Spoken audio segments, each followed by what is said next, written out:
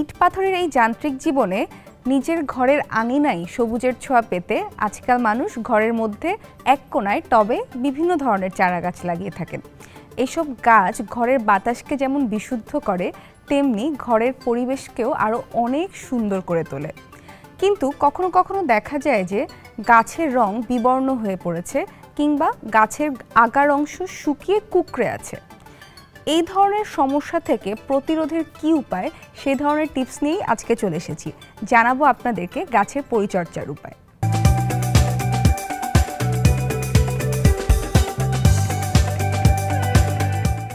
ঘরের গাছের পাতা হলুদ হয়ে যাওয়ার অন্যতম প্রধান কারণ প্রয়োজনের তুলনায় অতিরিক্ত পানি দেয়া।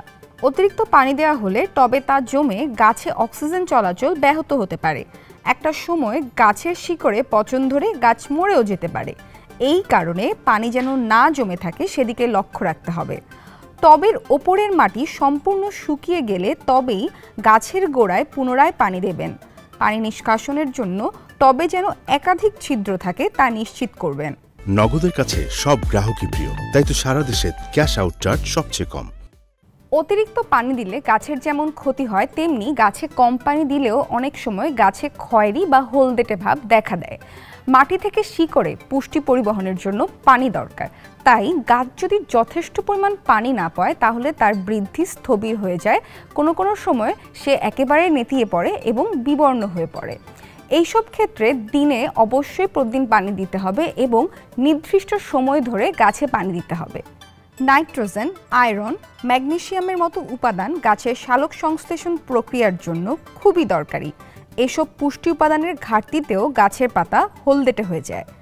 মাসে অন্তত একবার জৈব সার দিতে পারেন। ঘরের গাছ স্বাভাবিকভাবেই বেশি সূর্যের আলো পছন্দ করে না। বেশি সূর্যের আলো পেলে গাছ অনেক সময় শুকিয়ে মরে যায় কিংবা ফ্যাকাশে হয়ে যায়। তাই কখনোই ঘরের গাছকে সরাসরি রোদে দেবেন না। অনেক ইনডোর প্ল্যান্ট হঠাৎ প্রচণ্ড আলোয় নিয়ে গেলে তা মানিয়ে নিতে পারে না। তাই প্রথমেই জানুন আপনার গাছের জন্য কেমন আলো প্রয়োজন। তাকে ধীরে ধীরে সময় দিন নতুন পরিবেশের সাথে খাপ খাইয়ে নিতে।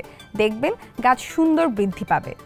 স্পাইডার মাইট, এফিড বা মিলিবাগের মতো পোকামাকড় গাছের টিস্যুকে ক্ষতিগ্রস্ত করতে পারে, ফলে পাতা হলুদ হয়ে যায়।